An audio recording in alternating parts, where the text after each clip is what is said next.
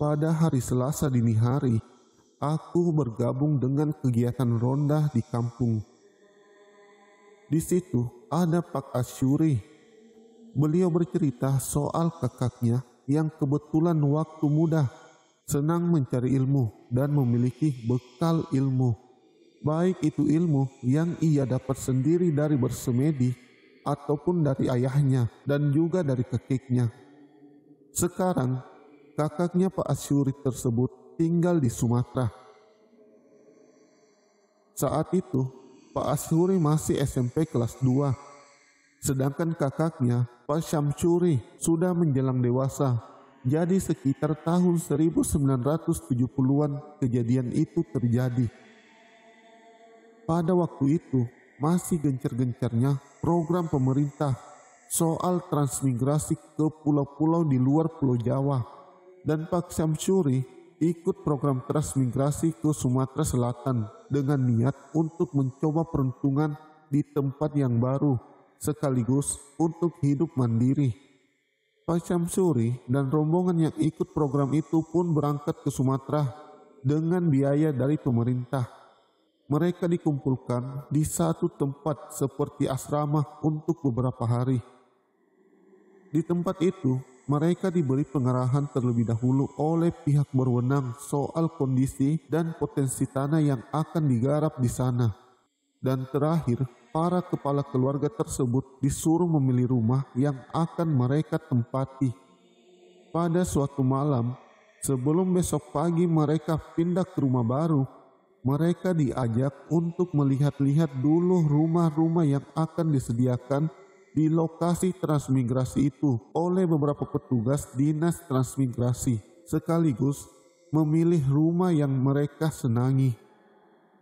Pak Syamsuri kemudian menjatuhkan pilihan pada satu rumah yang menurut penglihatan batinnya, rumah itu seperti memancarkan sinar kebiruan, dan menurut pengetahuan yang ia ketahui, hal itu adalah pertanda bahwa rumah itu baik untuk ditinggali. Dan ternyata setelah kejadian yang ia alami sendiri dan sempat kembali pulang untuk liburan mengunjungi orang tuanya di Yogyakarta, dia juga menceritakan pengalaman itu kepada bapaknya.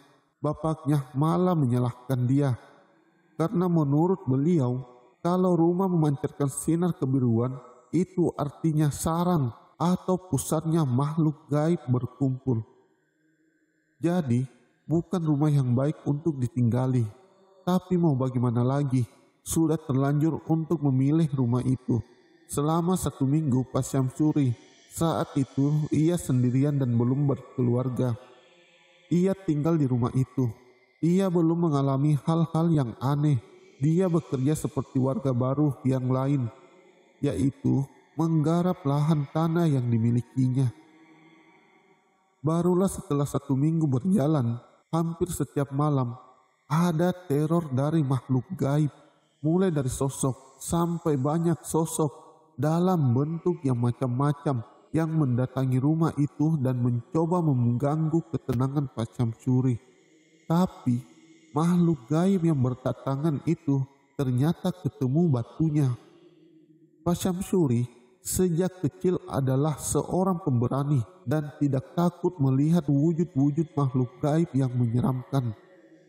Ditambah lagi, Pak Syamsuri memiliki bekal ilmu kebatinan atau spiritual yang sangat kuat.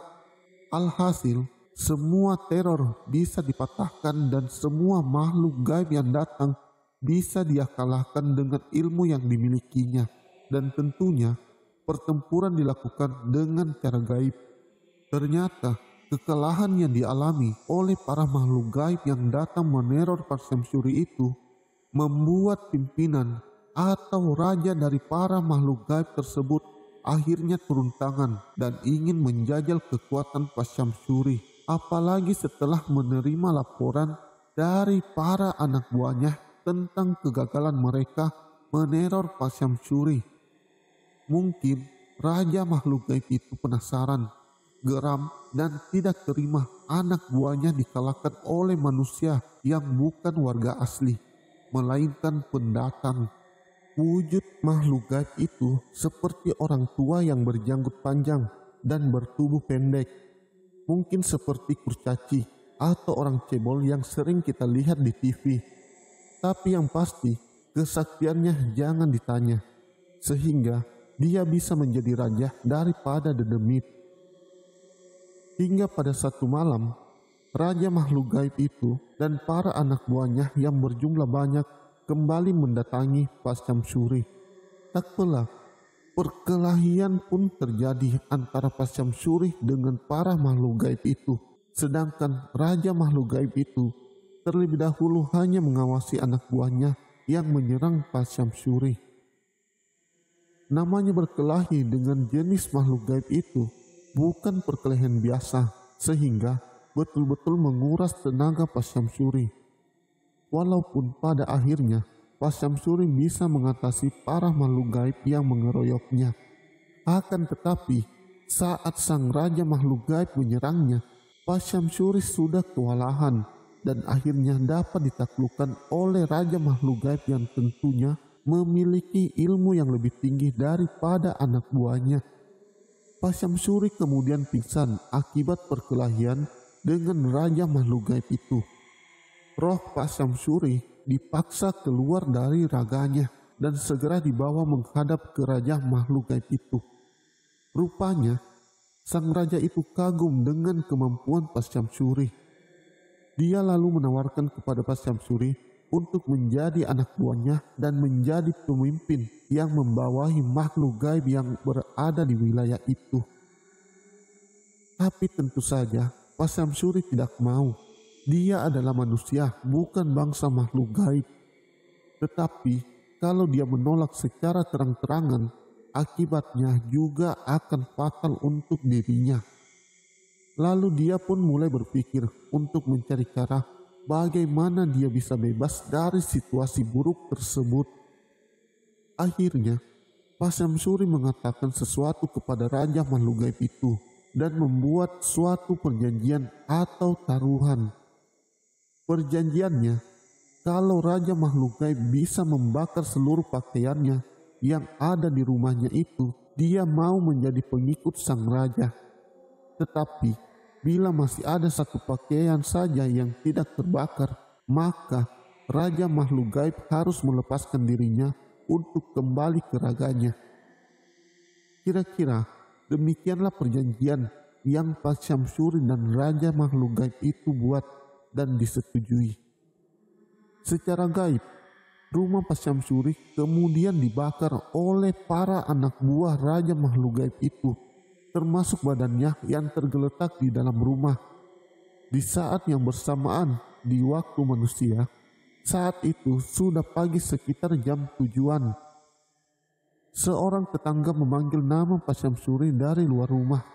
Tetangga itu heran karena Pasyamsyuri sama sekali belum terlihat di lahan tanah garapannya, tidak seperti biasanya. Berulang kali ia dipanggil. Pasyamsyuri tetap tidak keluar dari rumah dan tidak ada balasan jawaban. Hal itu membuat cemas tetangganya. Takutnya terjadi sesuatu yang buruk menimpa Pasyamsyuri. Lalu akhirnya dia memaksa masuk ke dalam. Dan kagetlah tetangga itu ketika melihat Pasyamsyuri terbaring di lantai. Tubuh Pasyamsyuri diperiksa oleh tetangga itu. Diguncang-guncangkan badannya, namun tidak terlihat tanda-tanda kehidupan. Pasyamsyuri tidak bernafas, badannya terasa kaku. Tapi anehnya, kalau orang mati kan biasanya badannya dingin. Tapi saat tetangganya memegang tubuh Pasyamsyuri, terasa panas. Akhirnya, tetangga itu memanggil warga yang lain untuk mengurus jenazah Pasyamsyuri yang dianggap sudah meninggal. Jasadnya dibawa keluar rumah dan diletakkan di depan rumah untuk dimandikan. Semua yang mengangkat Pasyamsyuri juga merasa heran karena tubuh Pasyamsyuri terasa panas, tidak dingin seperti orang yang meninggal. Tapi mereka menganggap Pasyamsyuri memang sudah meninggal karena tidak ada nafas dan detak jantung sama sekali. Pasyamsyuri yang dalam wujud roh juga melihat itu semua. Dia merasa sangat sedih karena dia harus mati jauh dari tempat kelahiran dan keluarga. Kemudian dalam kesedihannya, dia kemudian berkeliling rumahnya yang sudah terbakar semua, itu secara pandangan gaib. Mungkin belum saatnya Pak Syamsuri harus meninggalkan dunia ini dengan cara demikian. Secara tidak sengaja, Pak Syamsuri menemukan satu pakaiannya yang masih utuh di antara puing-puing kayu yang menghitam setelah terbakar. Segera saja Pak Syamsuri mengambil pakaian itu dan menunjukkannya kepada Raja Makhluk Gaib. Dan Raja Makhluk Gaib itu pun mengakui kekalahannya. Akhirnya roh Pak Syamsuri bisa kembali lagi ke raga kasarnya. Tentu saja kegegeran terjadi pada warga yang hendak memandikan jenazahnya. Karena Pak Syamsuri tiba-tiba bisa bernafas kembali dan hidup. Bahkan ada yang lari ketakutan karena disangka Pak Syamsuri jadi mayat hidup. Untung saja baju dan celana yang dipakai Pak Syamsuri itu masih belum dilepas. Melihat kondisi Pak Syamsuri baik-baik saja, para tetangganya menjadi heran dan juga senang karena teman mereka bisa hidup kembali. Semua warga yang ada pada saat itu menyangka bahwa Pak Syamsuri hanya mati suri. Pak Syamsuri sendiri juga tidak mau memberitahukan apa yang sebenarnya terjadi, karena pasti agak tidak masuk akal dan sulit diterima kalau diceritakan.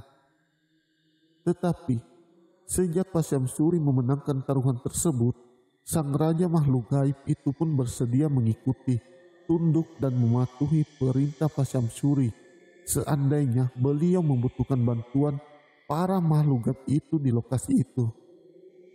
Pak Syamsuri pun pernah bercerita kepada Pak Asyuri saat pulang ke Jogja. Dia hanya minta bantuan dari Raja Makhluk Gaib itu kalau benar-benar perlu saja. Alasan Pak Syamsuri sederhana. Kalau terlalu sering minta bantuan, takutnya nanti minta tumbal atau imbalan yang macam-macam. Seperti yang pernah terjadi saat Pak Syamsuri terburu-buru pergi ke suatu tempat yang jaraknya sekitar 15 km. Dan karena memang perlu sekali untuk pergi ke tempat itu secepatnya, dia kemudian meminta bantuan dari Raja Makhluk Gaib itu yang kemudian menggendongnya di belakang punggung. Dan tak sampai beberapa menit, Pak Syamsuri sudah tiba di sana. Ada tetangga yang sempat melihat Pak Syamsuri seperti berjalan tapi sangat cepat. Tetangganya itu mau mengikuti Pak Syamsuri, tetapi tidak bisa menyusulnya. Juga pernah saat kemarau panjang melanda daerah itu, air sangat sulit dapat. Kalaupun ada, harus berjalan beberapa kilometer jauhnya dari lokasi transmigrasi. Lalu Pak Syamsuri meminta bantuan lagi ke Raja Makhluk Gaib untuk mencari sumber air yang bisa digunakan olehnya dan juga warga sekitar. Kemudian Pak Syamsuri diberi petunjuk. Dari halaman rumahnya saat ia berdiri, Pak Syamsuri harus berjalan sepanjang 10 langkah kaki ke arah tertentu. Pak Syamsuri pun melaksanakan petunjuk itu. Dan benar saja, setelah 10 langkah berjalan, tanah yang ia injak terasa agak lembur atau empuk. Setelah itu, Pak Syamsuri menggali dengan cangkul dan akhirnya keluar air dari bekas tanah yang ia gali itu. Kemudian dibuatlah semacam kolam tanah yang bisa digunakan untuk dia pribadi dan warga sekitar. Bahkan ada juga warga yang berasal dari luar lokasi transmigrasi yang juga ikut ambil air tersebut.